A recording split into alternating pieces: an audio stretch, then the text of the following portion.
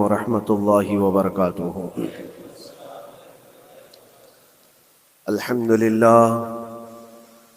للہ الحنان المنان الذي خلق الإنسان وعلمه البيان، والصلاة والسلام على رسوله سيد الإنس والجان وعلى آله وأصحابه ذوي الخير والإحسان، أما بعد فأعوذ بالله من الشيطان الرجيم، بسم الله الرحمن الرحيم۔ إن الله لا يغير ما بقوم حتى يغيروا ما بأنفسهم، وإذا أراد الله بقوم سوءا فلا مرد له، صدق الله مولانا العظيم۔ بارگاہ رسالت مآب صلی اللہ علیہ وسلم میں درود پاک کا ہدیہ پیش کریں۔ اللہم صلی علی سیدنا محمد معدن الجود والکرم وآلہ واصحابہ الکرام وابنہ الکریم وبارک وسلم صلاة دائمة سرمدا ابدا۔ حالات زمانہ کے اعتبار سے اور ہماری حالتوں کے اعتبار سے ایک بہت ہی عمدہ شعر ہے جو بالکل صادق آتا ہے۔ قوت فکر و عمل پہلے فنا ہوتی ہے، قوت فکر و عمل پہلے فنا ہوتی ہے جب کسی قوم کی شوکت پہ زوال آتا ہے۔ یوں ہی کوئی قوم نہیں مرتی، کسی قوم کے اوپر زوال آتا ہے تو سب سے پہلے اس قوم کے اندر سوچنے سمجھنے کی صلاحیت ختم ہو چکی ہوتی ہے، تب جا کر کے زوال آتا ہے۔ آج اس شعر کو میں پڑھتا ہوں تو محسوس ہوتا ہے کہ ہماری قوم پر یہ شعر صادق آتا ہے۔ قوت فکر اور عمل یہ پہلے رخصت ہو گئی ہے، جس کی وجہ سے یہ زوال آ رہے ہیں۔ لوگ اب حادثوں پر بیٹھ کر کے چرچا کرتے ہیں، حادثہ ہونے سے پہلے جو فکر ہونی چاہیے وہ مفقود ہے۔ گھر جلنے کے بعد پھر میٹنگ کرنے کا مطلب کیا ہے؟ اس سے سیفٹی کے لیے پہلے سے انتظامات ہوں تو اس کو لائق و فائق اور دانش مندی سمجھا جائے گا۔ آج کے وہی حالات ہیں میرے عزیزوں۔ آپ کو پتہ ہے کچھ قومیں ایسی ہیں جو فیوچر پلاننگ کے لیے 100 سال کے بعد کا سوچتی ہیں، جبکہ یہ اسلام کا حصہ تھا۔ نبی کونین صلی اللہ علیہ وسلم نے 1400 سال بعد ہونے والی چیزوں کی پیشین گوئی فرمائی کہ نہیں فرمائی؟ اللہ کے نبی صلی اللہ علیہ وسلم نے 1000 سال بعد پیدا ہونے والی چیزوں کو پہلے سے بتایا تھا کہ نہیں؟ یہ ساری چیزیں نبی آخر الزمان صلی اللہ علیہ وسلم نے جو بتایا، مطلب یہی تھا کہ اس وقت کے لوگوں کو ضرورت تو نہیں تھی ان حالات کی، پھر بھی حضور ان کو بتا رہے تھے، صحابہ کو۔ آج جو چیزیں پیدا ہونے والی ہیں وہ رسول پاک کو پتا تھا، 1000 سال بعد ہونے والی چیزیں، لیکن اس وقت کے صحابہ کو یہ باتیں کیوں بتائی جا رہی تھی؟ ان کے حالات تو اس وقت کے نہیں تھے ویسے۔ اس کے باوجود نبی پاک صلی اللہ علیہ وسلم نے ان کو 1000 سال بعد ہونے والی چیزوں کی باتیں اس لیے بتائی کہ یہ دین اسلام فیوچر پلاننگ کے لیے کتنا ایکٹیو ہے یہ سمجھو، آگے کے لیے۔ اس لیے بتایا گیا کہ صحابہ اپنی اولاد کو اور وہ اپنی اولاد کو، وہ اپنی اولاد کو یہ بات منتقل کرتے جائیں اور آنے والے حادثوں سے پہلے سے ذہن پریپیئر رہے، تیار رہے۔ دجال کے فتنے کا ذکر کتنی مرتبہ حدیث پاک میں آیا۔ امت کو نبی پاک صلی اللہ علیہ وسلم نے یوں ہی نہیں چھوڑ دیا۔ دجال کا فتنہ آئے گا، یاجوج ماجوج کا فتنہ آئے گا، یہ ساری چیزیں بتائی گئی کہ نہیں؟ ہر مسلمان تقریباً جانتا ہے آخر زمانے میں ایک بہت بڑا فتنہ دجال کی صورت میں ظاہر ہوگا۔ تو یہ باتیں اتنے 100 سالوں سے چل رہی ہیں کہ ذہن تیار ہے اس فتنے کو کہ اگر ایسا فتنہ آیا تو ایمان پر ڈٹے رہنا ہے، جمے رہنا ہے۔ یہ بات ہوتی ہے آگے آنے والے حادثات سے قوم کو باخبر رکھنا۔ آج جو حالات ہیں، جب کبھی کوئی چیز لٹ جائے تو سارے لوگ سڑکوں پر آ جائیں گے یا پھر کسی نشستگاہ پر بیٹھ کر کے رات بھر میٹنگ کر کے چلے جائیں گے۔ یہ حادثے ہونے کے بعد کے جو حالات ہیں یہ وہی چیزیں درشا رہی ہیں کہ قوت فکر و عمل فنا ہو گئی ہے۔ قیادت ہمارے ہاں مفقود ہے، کسی ایک قائد کے تحت کوئی ساری قوم آنا نہیں چاہتی۔ آپ کیا سمجھتے ہیں کہ جو ہمارے ساتھ حالات پیش آ رہے ہیں، کبھی مسجدوں کو لے کر، کبھی خانقاہوں کو لے کر، کبھی بزرگوں کے نام کو لے کر، اب ہماری وقف کی جائیداد کو لے کر، یہ سارے جو معاملات ہیں یہ اچانک آنے والی چیزیں نہیں ہیں۔ بھانپ لیا گیا ہے تمہاری پوری طبیعت کو، تمہارے مزاج کو، کہ فکر و عمل کی قوت ان کی ختم ہو چکی ہے۔ ان کو دو چند چیزوں میں ہی راضی کیا جا سکتا ہے۔ دنیا یہ سمجھ رہی ہے، جس کی وجہ سے کھلواڑ پر کھلواڑ ہوتے چلے جا رہے ہیں، اور ان کو یہ بھی پتہ ہے کہ یہ کچھ نہ کر سکیں گے۔ میرے عزیزو، آپ نا امید اور مایوس نہ ہو کہ ہم سے کچھ نہیں ہوگا۔ اللہ کریم چاہے تو ایک بندے سے بھی پوری دھرتی پر زلزلہ لا سکتا ہے۔ اللہ کریم کی ذات پر یقین اور توکل رکھو۔ سرکار غریب نواز ہندوستان آئے تھے تو بہت بڑی فوج لے کر نہیں آئے تھے، اللہ کی ذات پر بھروسہ کر کے آئے تھے، اور 90 لاکھ لوگوں کے دلوں میں چراغ اسلام جلا دیا تھا۔ وہ یقین اور توکل کے ساتھ آئے تھے۔ آج لوگوں کے دلوں کے اندر جو مایوسی اور نا امیدی ڈالی جا رہی ہے کہ کچھ ہوگا نہیں، ابھی کچھ کرنے سے کچھ نہیں ہوگا، یہ نا امیدی اور مایوسی تمہاری طبیعت میں کیوں آئی؟ کیا تمہارا رب تبارک و تعالیٰ کی ذات پر یقین کمزور ہو گیا؟ اگر یہ اس طرح کی بیماری آئی ہے تو پھر بدر پڑھ لینا۔ جب رسول پاک صلی اللہ علیہ وسلم کے ساتھ وہ صحابہ جا رہے تھے، ان کو اچھی طرح پتا تھا کہ سامنے آنے والی فوج کتنی طاقت لے کر آ رہی ہے۔ 1000 لوگ آ رہے ہیں، ہاتھی گھوڑے ان کے پاس، ہتھیار اور اسباب ان کے پاس ہے، کھانے پینے کی مزے کی ساری چیزیں لے کر کے آ رہے تھے مکہ والے، اور ادھر صحابہ ننگے پیر ہیں۔ 313 کے پاس 4 گھوڑے ہیں، پیدل چلے آ رہے ہیں، چھاؤں لینے کے لیے کوئی جگہ تک نہیں ہے ان کے پاس۔ ایک کھجور کسی کے پاس ہو تو 10 لوگ اس پر اکتفا کر لیں۔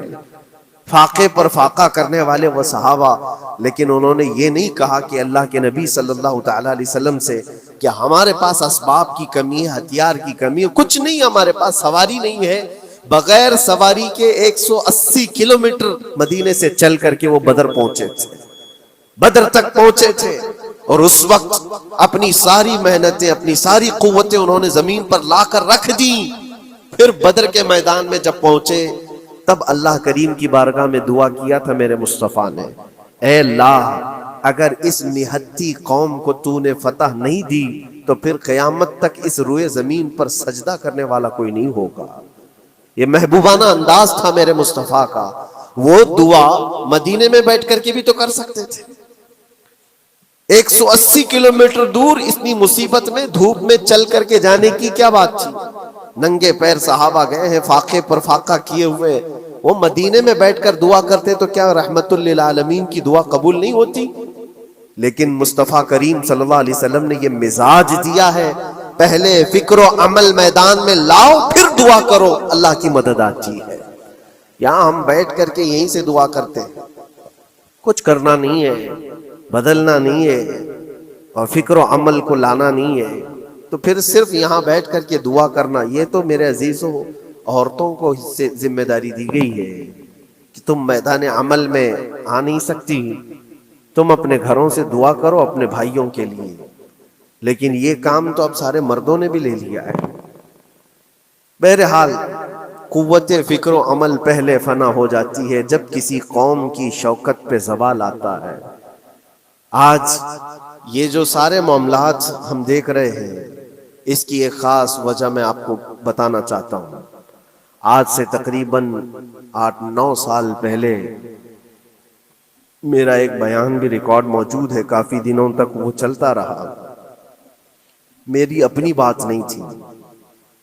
سراج الامہ امام غزالی رحمۃ اللہ تعالی علیہ، انہوں نے لکھا تھا کہ امت پر اگر ایک ایسا وقت آ جائے جب ان کے سامنے ان کے نبی کو گالیاں دی جا رہی ہیں اور امت کچھ نہ کرے، تو پھر وہ انتظار کرے کہ عنقریب وہ وقت بھی ان کے اوپر آنے والا ہے جب ان کی ماؤں، بیٹیوں اور سب عزتوں کو بازار میں نیلام کیا جائے گا اور یہ کچھ نہیں کر سکے۔ وہ دن آ جائیں گے۔ بیسک وجہ وہاں سے شروع ہوئی کہ لوگ اپنے عیش و عشرت میں کچھ کمی نہ کر سکے، بارگاہ مصطفیٰ صلی اللہ علیہ وسلم کی گستاخیاں کھلے عام ہوتی رہیں، اور اس پر ہم لوگ جس طرح کے حالات دیکھتے رہے.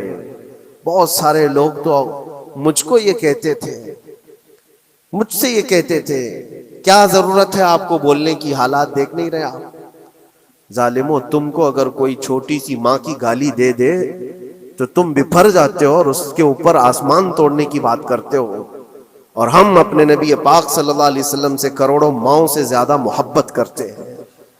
اس رسول پاک صلی اللہ تعالی علیہ وسلم پر کوئی بھونکتا رہے اور اس کا جواب نہ دو، تم یہ کہتے ہو مصلحت ہے، حالات ایسے ہیں یہ. تو پھر اپنا یہ لباس بدل لینا چاہیے، اپنا نام بدل لینا چاہیے. پھر اس دائرہ اسلام میں رہ کر کے مطلب کیا ہے؟ اسی لیے اقبال نے 100 سال پہلے ایک مزاج دیا تھا، ایمان ہے کیا چیز، اسلام ہے کیا چیز. تم کیا سمجھتے ہو داڑھی ٹوپی اور جبے کبے کا نام اسلام ہے؟ اسلام کیا ہے؟ اقبال نے کہا تھا کہ بارگاہ مصطفیٰ صلی اللہ تعالی علیہ وسلم کے قدموں تک اپنے آپ کو پہنچا دو، یہی دین ہے، یہی دین ہے. گر بہو نہ رسیدی تمام ابو لہبیس، اور اگر تم وہاں تک نہیں پہنچ سکے تو زندگی ابو لہب کی طرح. دین یہ ہے، آبرو ماں زنام مصطفیٰ است، ہم سب کی عزت و آبرو حضور کے نام سے جڑی ہوئی، ان کے نام سے جڑی ہوئی ہے ہماری عزت و آبرو. اور تم اس نام کی حفاظت نہیں کر سکو گے تو آگے یہ سب چیزیں آنے والی ہیں جو آ رہی ہیں. آج لوگ آج واویلا مچا رہے ہیں. یہ بات یاد رکھنا، شیطان کبھی فجر کی نماز کے لیے اٹھا نہیں سکتا، اور اگر اٹھا رہا ہے تو پھر اس کا کوئی مقصد ہے. شیطان اور نماز، آج سکتہ ان کے پاس ہے، طاقت ان کے پاس ہے، حکومت ان کے پاس ہے، ڈپارٹمنٹ ان کے پاس ہے، سب کچھ، جوڈیشری، ہر چیز ان کے پاس ہو. وہ کیا کر رہے ہیں اس سے مجھے مطلب نہیں. میں آپ سے یہ پوچھنا چاہتا ہوں، مجھے رہزنوں سے غرض نہیں، تیری رہبری کا سوال ہے. تم خیر امت ہو، رسول پاک کی امت میں ہو.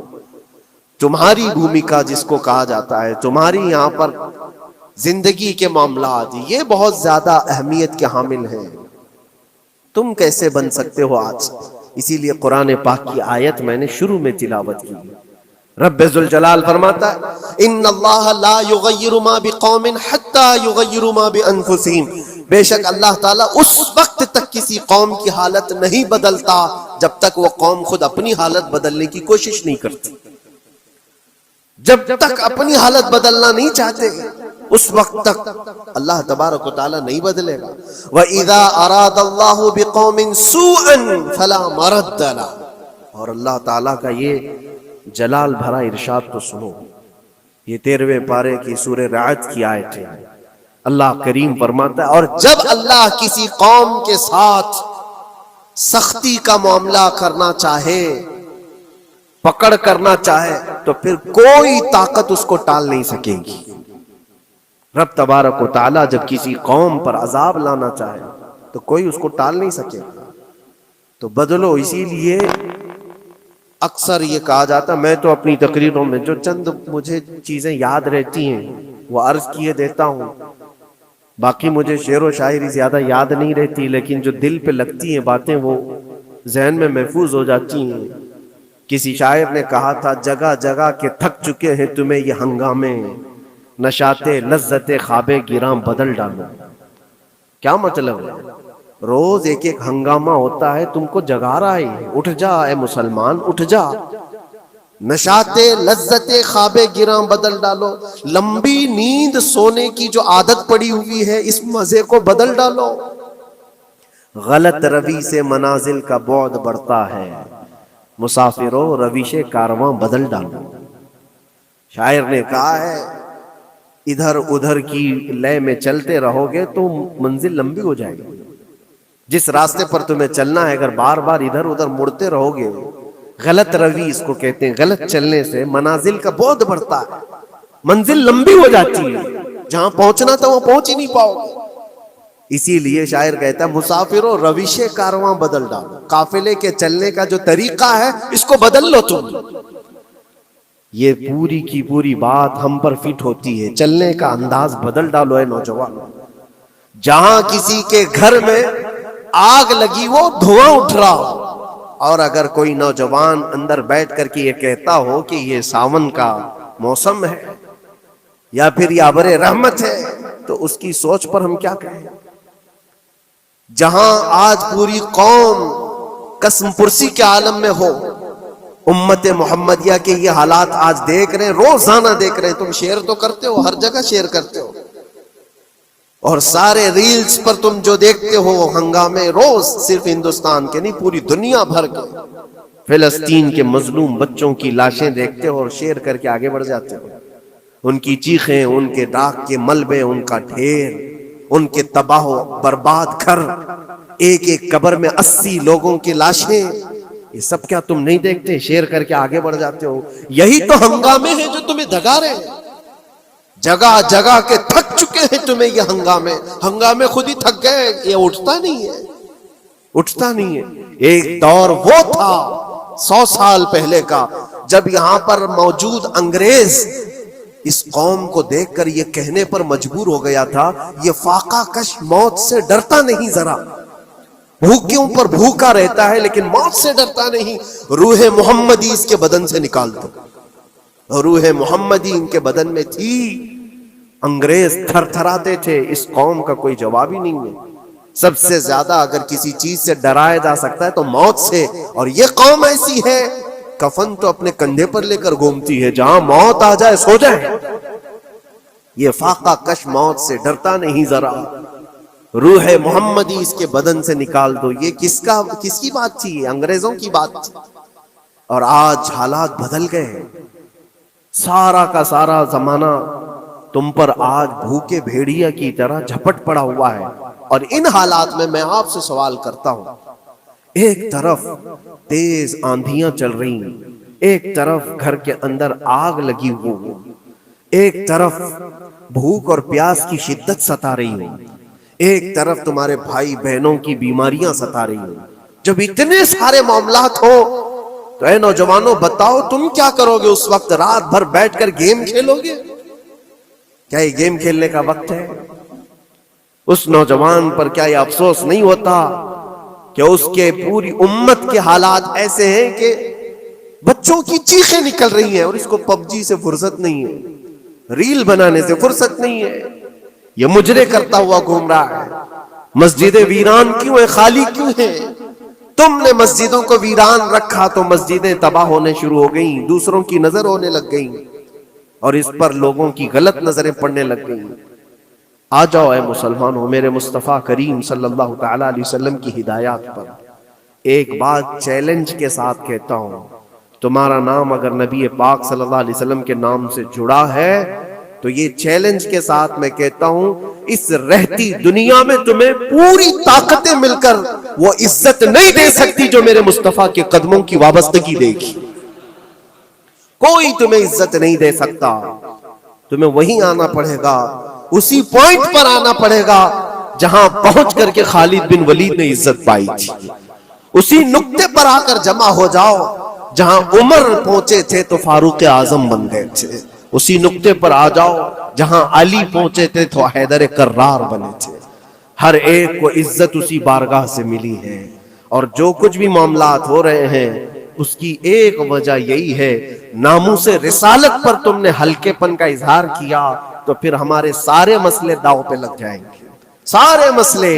یہ تو وقف ہے. ابھی دیکھو آگے کل تمہاری اذانیں نشانے پر ہیں، تمہاری جماعت کی نمازیں نشانے پر ہیں، تمہاری مسجدیں بھی نشانے پر ہیں کہ تم اپنے گھروں پر بھی جمعہ پڑھ سکتے ہو، چھتوں پر بھی نمازیں پڑھ سکتے ہو. یہ سب معاملات آئیں گے.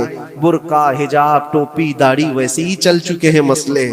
ہر چیز نشانے پر ہے. ارے تمہارے کھانے بھی نشانے پر ہیں، تم کیا کھاؤ گے کیا بچاؤ گے یہ بھی نشانے پر ہے. یہ سارے مسائل صرف اسی بنیاد پر ہے. قوت فکر و عمل پہلے فنا ہوتی ہے جب کسی قوم کی شوکت پہ زوال آتا ہے. اور یہ ایک بات یہ بھی میں بتا دوں، اقبال نے سچ کہا تھا، ان کے جو ہم غلام تھے خلق کے پیشوا رہے، ان سے پھرے جہاں پھرا پھر آئی کمی وقار. جو کچھ بھی ہوا ہے ہماری عزت و وقار میں کمی کا مسئلہ ان سے پھر جانے کی وجہ سے، نبی پاک سے تم دور ہوئے، یہ عزتوں اور وقاروں میں کمی ہے۔ عجیب سی بات نہیں ہے، یہ دوغلا پن نہیں ہے۔ میں ان نوجوانوں سے پوچھتا ہوں، نبی پاک صلی اللہ علیہ وسلم سے سچی محبت کا اظہار کرتے ہو، حضور سے اپنی جان سے زیادہ محبت کی بات کرتے ہو، لیکن جب ان کے اخلاق کی بات کی جائے تو تمہیں اخلاق ان کے پسند نہیں ہے، حضور پاک کا چہرہ نہیں پسند ہے، حضور پاک کے لباس تمہیں نہیں پسند ہے، تو پھر کون سی محبت کی بات کرتے ہو؟ اللہ کے رسول صلی اللہ تعالیٰ علیہ وسلم سے تم بے انتہا محبت کی بات کرتے ہو، پھر وہ محبت کا تقاضا یہ ہے کہ تمہاری ظاہری زندگی میں بھی تو نظر آئے کچھ۔ محبت کا تقاضا یہ ہے، تم شرما جاتے ہو، دنیا کیا کہے گی مجھے، دنیا کیا کہے گی، دقیانوسی کہے گی، فنڈامنٹل کہے گی، پرانے زمانے کا کہے گی، میں چہرے پر داڑھی رکھ لوں تو لوگ مجھے پتہ نہیں کیا کیا کوسیں گے۔ تم نے دنیا کے لیے اپنے آپ کو بدل لیا، یہ نہیں سوچا کہ یہ وہی دنیا ہے جو 4 دن کے بعد میری دوستی کو لات مارے گی اور 4 دن کے بعد مجھے قبر میں رکھ کر کے منو مٹی پر دبا دے گی، اور مجھے جانا تو ہے، پھر قبر میں منہ دکھانا ہے تو اسی مصطفیٰ کو دکھانا۔ جہاں یہ نہیں پہنچ سکتے وہاں رسول پاک ہوں گے، محشر کے میدان میں جہاں کوئی سہارا نہیں ہوگا اس وقت رسول پاک تمہارا ہاتھ پکڑ رہے ہوں گے، اور تم نے ان کا خیال نہیں کیا۔ آ جاؤ اسی نقطے پر، اسی پوائنٹ پر جہاں ہماری کامیابی مضمر ہے۔ میں صرف اور صرف اپنے بیانوں میں یہی چیز عرض کرنا چاہتا ہوں، صرف اتنا چاہتا ہوں، اے نوجوانوں، جس کے نام سے تم آباد ہو اس نام کے ساتھ صحیح معنوں میں جڑ جاؤ، کیونکہ قرآن کا وعدہ ہے وَلَا تَهِنُوا وَلَا تَحْزَنُوا وَأَنْتُمُ الْأَعْلَوْنَ إِن كُنتُم مُؤْمِنِينَ۔ گھبراؤ مت، پریشان مت ہو، تم سب سے زیادہ بلند رہو گے۔ اگر اللہ نے فرمایا ہے تو یہ 100% حق ہے۔ اللہ نے فرمایا ہے تم سب سے زیادہ بلند رہو گے، لیکن آگے رب فرماتا ہے ان کنتم مؤمنین، اگر تم سچے ایمان والے ہو جاؤ۔ اور ایمان کس کو کہتے ہیں؟ لا یؤمن احدکم حتی اکون احب الیہ من والدہ وولدہ والناس اجمعین۔ میرے آقا فرماتے ہیں ایمان اس وقت تک کمپلیٹ نہیں ہوگا جب تک تم اپنے ماں باپ اولاد اور ساری دنیا سے زیادہ مجھ سے محبت نہ کرو۔ یہ ہے، اور اخیر میں یہی کہوں گا، ہر مسئلے کا حل، سارے تمام ایشوز کا خلاصہ، علاج ایک ہی چیز میں ہے کہ محمد سے وفا ہے۔ تو ہم تیرے ہیں، یہ جہاں چیز ہے کیا، لوح و قلم تیرے ہیں۔ لوگ انتظار میں ہیں، بہت سارے لوگ یہ پوچھتے بھی ہیں ہمیں کیا کرنا چاہیے، ہمیں کیا کرنا چاہیے۔ ظلم پہ ظلم ہوتا جا رہا ہے، ظالم اپنے انجام پر ضرور پہنچیں گے، کیونکہ قرآن میں اللہ کا وعدہ ہے وَسَيَعْلَمُ الَّذِينَ ظَلَمُوا أَيَّ مُنْقَلَبٍ يَنْقَلِبُونَ۔ ان قریب ظالم یہ دیکھ لے گا کہ اللہ اس کو کس پلٹی پر پلٹائے گا، کس کھائی میں گرائے گا، اسے اندازہ بھی نہیں ہوگا، اس کے بنے ہوئے جالوں میں وہ خود پھنسے گا۔ ظالموں کی ایک لمبی تاریخ ہے اور ان کو بھی پڑھنا چاہیے جو آج ظلم کر رہے ہیں، لیکن تمہارا کردار کیا ہو، اس سلسلے میں جو ہمارے بچے یا نوجوان سوال کرتے ہیں کیا کرنا چاہیے۔ پہلے سب سے پہلی چیز میں یہ کہتا ہوں، جتنا کھو چکے، جتنے جا چکے ہیں اور جو اب برباد ہوا ہے، اس چیز پر منتھن کرنا، اس چیز پر بیٹھ کر میٹنگ کرنا، اس سے پہلے میں چاہتا ہوں کہ آگے ہونے والے نقصانات سے پہلے اپنے آپ کو بدل لو۔ آگے جو بڑے حادثات آنے والے ہیں، آگے جو بڑی آندھیاں آنے والی ہیں، اس سے پہلے اپنے دروازے ٹھیک کر لو، اپنی زندگیاں سدھار لو۔ جو ہو گیا ابھی، یہ نقصان تو بہت بڑا نقصان ہے امت کا، جو کچھ بھی ہوا ہے، مسجدیں، معبدیں، خانقاہیں، مزارات، اولیاء کی ذات، بزرگوں کے نام، قرآن، اسلام، دین، یہ ساری چیزوں پر جو حملے ہوئے، لیکن آگے چل کر کے تمہارے وجود پر سوال ہوگا، تمہاری نسلوں پر سوال ہوگا، تمہارے علم دین پر سوال، تمہاری محراب پر، تمہارے ممبر پر۔ کل کو دیکھنا یہ آزادی بھی ختم کر لی جائے گی، ممبر سے کوئی کھلے عام بول بھی نہیں سکے گا۔ یہ آج جو ہم بیان کر رہے ہیں، آگے چل کر کے دیکھنا یہ آوازیں بھی بند کر دی جائیں گی، یہ کھلے عام کوئی مولوی بول نہ سکے، جو ہم چاہیں وہی بولیں۔ میرے عزیزوں، اس وقت کے ان حادثوں سے بچنے کے لیے میں کہتا ہوں ابھی اپنے آپ کو بدل لو، مسافروں روش کارواں بدل ڈالو۔ اٹھو وگرنہ حشر نہ ہوگا پھر کبھی، دوڑو کہ زمانہ چال اپنی چل گیا۔ اللہ کریم ہم سب کی قوت فکر و عمل پھر سے عطا فرمائے۔ رب تبارک و تعالی ہمیں اتحاد و اتفاق نصیب فرمائے۔ رب تبارک و تعالی دامن مصطفیٰ میں سارے مسلمانوں کو جمع ہونے کی توفیق عطا فرمائے۔ گنبد خضرا کی چھاؤں میں مولا ہمیں عزت و وقار عطا فرمائے۔ رب تبارک و تعالی ظالموں کو جلد ان کے ٹھکانے پر پہنچا دے۔ اے کریم خدا ارحم الراحمین، مولا ہمارے شعائر اسلام کے ساتھ جو کچھ بھی ہو رہا ہے غیب سے تو مولا مدد کے اسباب پیدا فرما دے۔ ہمارے درمیان مولا قیادت اور سچی قیادت عطا فرما۔ اے کریم خدا ارحم الراحمین، خصوصاً تیرے دربار میں التجا ہے مولا، فلسطین کے نہتے مظلوموں کی غیب سے مدد فرما۔ جبرائیل امین کی تائید انہیں عطا فرما، رحمت کے فرشتوں سے ان کی مدد فرما۔ مولا پورا شہر راکھ کے ڈھیر پر ہے، اے کریم خدا خوشیاں دیکھے انہیں زمانہ بیت گیا، مولا ان کے گھروں میں خوشیاں عطا فرما۔ اے اللہ ان بلکتی ہوئی ماؤں کو، ان کی جو گودیں اجاڑ دی گئی ہیں، ان کے گھر جو برباد کیے گئے ہیں، ان کے شہیدوں کو قبول فرما، ان کے زخموں کو مولا تو شفا عطا فرما۔ اے کریم خدا خصوصیت کے ساتھ ان کے، ہمارے اور تیرے دشمنوں کو ہلاک و برباد فرما دے، ان کی زمین ان کے لیے تنگ فرما دے۔ ربنا وآتنا ما وعدتنا علی رسولک ولا تخزنا